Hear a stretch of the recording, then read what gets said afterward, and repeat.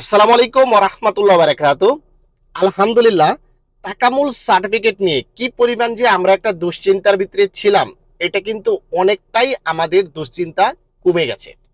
কারণ বর্তমানে আমরা দেখতে পাচ্ছি যারাই নরমালে তাকামুল সার্টিফিকেটের জন্য আবেদন করতেছে, আলহামদুলিল্লাহ তারা কিন্তু সার্টিফিকেট পাচ্ছে। তবে এখানে কিছু টেকনিক অবলম্বন করতে হবে।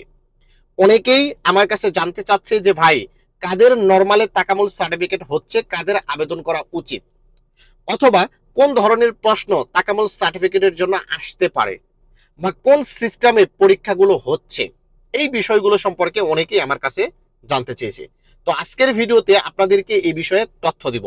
যারা বিগত দিনে এই তাকামুল সার্টিফিকেটের জন্য পরীক্ষা দিয়েছে, তাদের মুখ থেকে শুনেই কিন্তু আমি আপনাদেরকে তথ্যগুলো দিচ্ছি।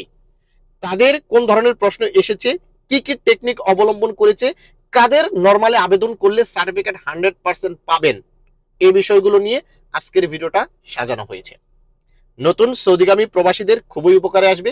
দয়া করে ভিডিওটিকে শেয়ার করে দিবেন, এবং যারা আমার ফেসবুক পেজ থেকে ভিডিওটি দেখতেছেন, দয়া করে ফেসবুক পেজটিকে ফলো দিয়ে রাখবেন, এবং আমার ইউটিউব চ্যানেলটি এখনো যারা সাবস্ক্রাইব করেননি, দয়া করে সাবস্ক্রাইব করে রাখবেন। নাম্বার 1 হচ্ছে, কাদের আসলে তাকামুল সার্টিফিকেটের জন্য আবেদন করা উচিত হবে না, এটা বলতেছি। যারা বাংলা পড়তে পারেন না, সোজা কথা, যারা বাংলা পড়তেই পারেন না, ইংলিশ তো দূরের কথা, বাংলা পড়তে পারেন না, তার মানে পরীক্ষাটা বাংলায় হবে, এবং আপনি মাউস ধরতে পারেন না। যেহেতু প্রশ্নগুলো কম্পিউটার সিস্টেমে আসবে, আপনাকে মাউস ক্লিক করে অ্যান্সার দিতে হবে। এক্ষেত্রে আপনার বাংলা জানতে হবে, প্লাস কম্পিউটারের মাউস ধরতে জানতে হবে। কারণ সঠিক প্রশ্নের উত্তরটা তো আপনাকে দিতে হবে সেই মাউস ক্লিক করে। যার কারণে আপনাকে বাংলাও জানতে হবে এবং কম্পিউটারের মাউসটা ধরা জানতে হবে। যদি আপনি এই দুটোর কোনোটা না পারেন, তাহলে মানে আপনি পরীক্ষার হলে যাবেন মানে ফেল করবেন। কারণ আপনাকে সেখানে কেউই সহযোগিতা করবে না। আপনার নিজের প্রশ্নের উত্তর নিজেকেই দিতে হবে। আপনি প্রশ্নের উত্তরও জানেন, অথচ আপনি পড়তে পারতেছেন না কোনটা সঠিক উত্তর। আপনি জানেন যে কোনটা সঠিক উত্তর, এটা আপনার মাথায় আছে, আপনাকে কেউ শিখিয়ে দিয়েছে, কিন্তু প্রশ্নটা যে এসেছে আপনি পড়তে পারতেছেন না, বা আপনি মাউস ধরতে পারেন না, সঠিক উত্তরের কাছে আপনি মাউসটা ক্লিক করতে পারতেছেন না, তাহলে আপনি ফেল করবেন। তার মানে আমরা এটাই বুঝলাম, যেহেতু প্রশ্নগুলো বাংলায় আসবে, আপনাকে বাংলা পড়া জানতে হবে এবং মাউস ক্লিক করা শিখে নেবেন। যদি আপনি বাংলা পড়া জানেন, তাহলে মাউস ক্লিক করা শিখে নেবেন, ওকে, তাহলে আপনি পাস করবেন। এখন কোন ধরনের প্রশ্ন আসে? এমসিকিউ আকারে। এমসিকিউ জিনিসটা বোঝেন, নৈবেত্তিক। আমরা ছোটবেলায় ওই যে পরীক্ষা দিছি না, টিক চিহ্ন, সঠিক উত্তরের পাশে টিক চিহ্ন, সেম সিস্টেমে কিন্তু আপনাদের প্রশ্নের উত্তরগুলো দিতে হবে। একটা প্রশ্ন থাকবে, আপনার কোটেশন আকারে অ্যান্সার থাকবে, 4টা 5টা অ্যান্সার থাকবে, যেটা সঠিক সেটার উপরে আপনাকে টিক চিহ্ন দিতে হবে বা সেটাতে ক্লিক করতে হবে। এরপর ডান পাশের নিচে এগিয়ে যান লেখা থাকবে, সেই এগিয়ে যানে ক্লিক করে পরবর্তী প্রশ্নের ধাপে চলে যেতে হবে। তো এইভাবে 10 থেকে 15টা বা মেবি 20টা এরকম প্রশ্ন আসবে, প্রত্যেকটা প্রশ্নের অ্যান্সার আপনাকে দিতে হবে। মিনিমাম যদি আপনি 7টা 8টা বা 10টা প্রশ্নের উত্তর দিতে পারেন, তাহলে আপনি পাস, ওকে। এই সিস্টেমে প্রশ্নগুলো হবে, এই সিস্টেমে আপনাদের উত্তরগুলো দিতে হবে। এখন কথা হচ্ছে, কোন ধরনের প্রশ্ন আসবে? প্রশ্নের ধরনটা হচ্ছে আপনার পেশার উপরে ডিপেন্ড করে। আপনি যদি ইলেকট্রিশিয়ান হয়ে থাকেন, তাহলে ইলেকট্রিশিয়ানের উপরে প্রশ্নগুলো হয়ে থাকবে। আপনি যদি লোড আনলোড হয়ে থাকেন, লোড আনলোডের ভিতরে প্রশ্নগুলো হবে। আপনি যদি অফিস ফ্যাসিলিটি ক্লিনার হন, তাহলে ক্লিনার রিলেটেড প্রশ্নগুলো হবে। যেমন ধরেন এরকম হতে পারে যে একটা ফ্লোর পরিষ্কার করার জন্য কোন সাইড থেকে স্টার্ট করতে হবে, মানে ফ্লোরটা পরিষ্কার করা স্টার্ট করতে হবে।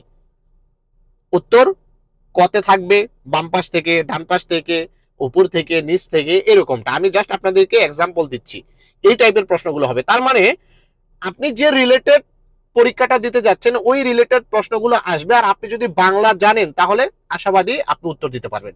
তার মানে নর্মালি আবেদন তারাই করবেন যারা বাংলা জানেন, বাংলা পড়তে পারেন এবং মাউস ক্লিক করতে পারেন। আশা করি বুঝতে পেরেছেন। এইগুলো একটা বিষয়। এখন কথা হচ্ছে, কোন ধরনের প্রশ্ন হবে, কোন ধরনের পরীক্ষা হবে। পরীক্ষা 2 ধরনের, একটা হচ্ছে কম্পিউটার টেস্ট এবং আরেকটা হচ্ছে প্র্যাকটিক্যাল টেস্ট। তো কম্পিউটার টেস্টটা তো আমি বুঝিয়ে দিলাম, এখন প্র্যাকটিক্যাল টেস্টটা কেমন হবে, তাই না? এরকম প্রশ্ন আসে। এখন ধরেন আপনি লোড আনলোড পেশাতে আসতেছেন, তাহলে আপনার প্র্যাকটিক্যালটা হবে এরকম যে কোনো একটা কার্টন বা বস্তা আপনাকে গাড়িতে তুলতে হবে অথবা গাড়ি থেকে নামাতে হবে।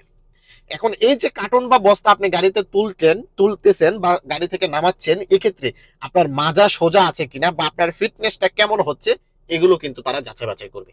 তাই যখন আপনি একটা বস্তা গাড়িতে তুলবেন বা নামাবেন, তখন আপনার ফিটনেসটা কেমন এটার দিকে কিন্তু খেয়াল রাখতে হবে, মাজা বেঁকা হয়ে যাচ্ছে কিনা এটার দিকে কিন্তু খেয়াল রাখতে হবে। এই গেল।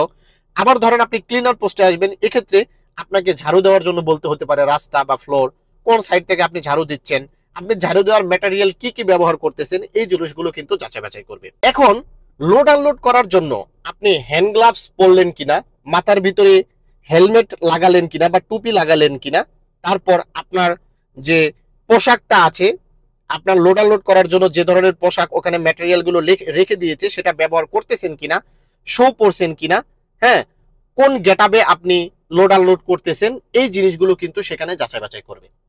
এর মানে এই নয় যে পরীক্ষার হলে আপনাকে হ্যান্ড গ্লাভস নিয়ে যেতে হবে, শো পরে যেতে হবে, বা আপনাকে লোড আনলোডের পোশাক পরে যেতে হবে, এরকমটা না। ওখানে এগুলো থাকবে, কিন্তু আপনাকে যখন পরীক্ষার হলে পাঠানো হবে আপনি সঙ্গে সঙ্গে কার্টুনটাকে নিয়ে গাড়িতে তুলে দিলেন, অথচ আপনি হ্যান্ড গ্লাভস পরলেন না, এক্ষেত্রে কিন্তু ফেল আসবে।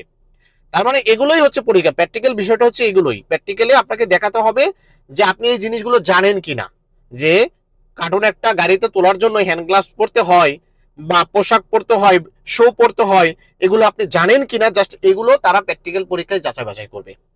আশা করি বুঝতে পেরেছেন। তাহলে আপনি কারেন্টের মেকানিক হলে আপনাকে হয়তো বা সুইচ খুলতে বলবে বা আপনাকে একটা লাইট লাগাতে বলবে, এখন আপনি ওগুলো পারতেছেন কিনা এগুলো কিন্তু যাচাই বাছাই করবে।